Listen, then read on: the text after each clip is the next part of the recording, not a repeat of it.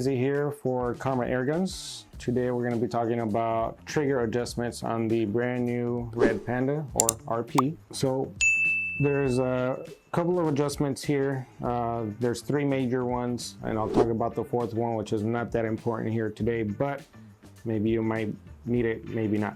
So this trigger does have a first stage travel adjustment. It does have a second stage adjustment as well. And then it also has the safety adjustment as well. On top of that has the trigger positioning on the RP. So the first one I'm going to talk about is the first stage trigger adjustment, which is your travel on your trigger. So what I'm going to do here, this gun is fully degassed, just so you safety freaks out there are freaking out. There's no air in this, so we're going to cock the gun back. Safety is off. We're going to see that travel adjustment there. So that is a pretty decent travel adjustment. A lot of people like it to be a lot closer. So what we're going to do here is we're going to adjust a first stage travel adjustment, and that is going to be the middle screw here. So you got one screw here, middle one, and another screw here. So the one that we're going to be adjusting is the one in the middle. So I'm going to bring this up, and in order to reduce the amount of travel on this, we're going to turn the middle screw in little by little, and I'm going to do a half a turn just to see what it gives us there.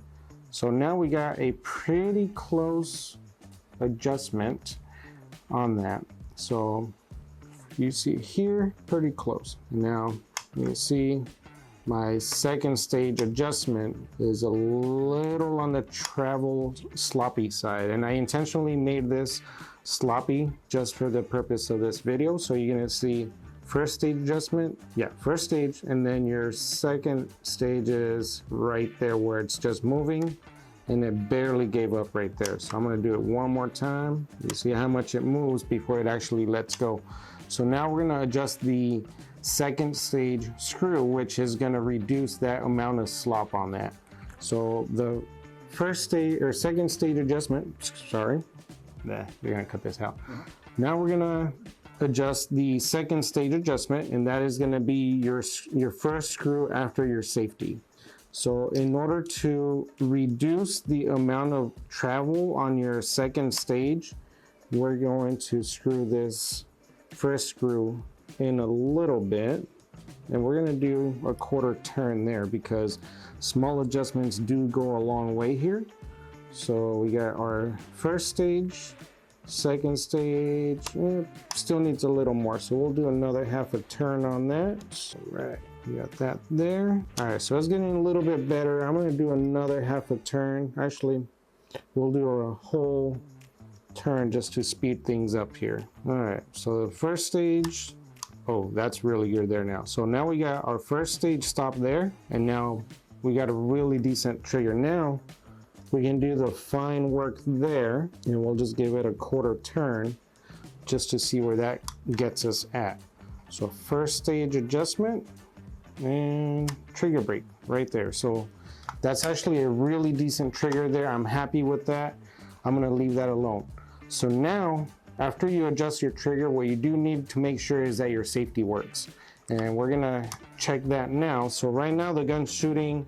If I push this on, safety is on. The gun should not shoot with this on there. So right now, I'm not getting any movement. I'm gonna leave that alone.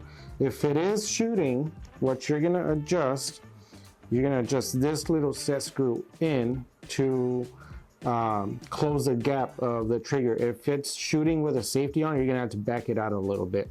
So that's what that one's for. We're gonna leave that alone. But again, very simple trigger adjustments. I'm gonna go ahead and decock the gun now.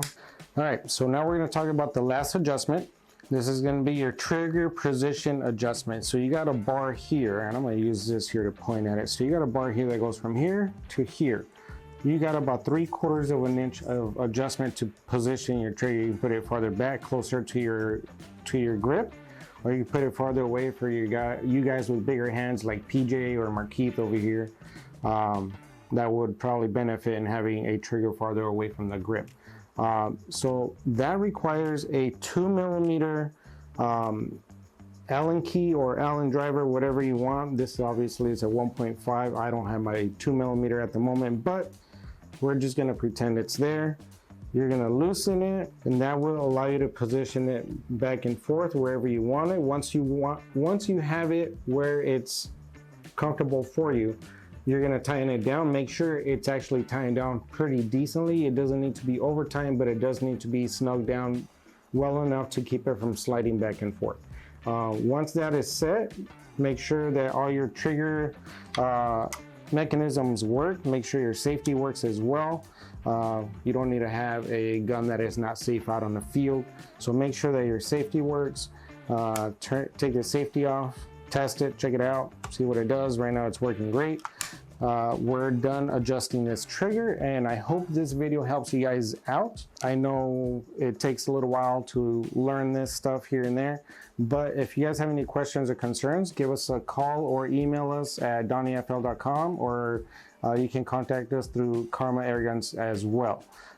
Thank you very much, guys, and have a good one.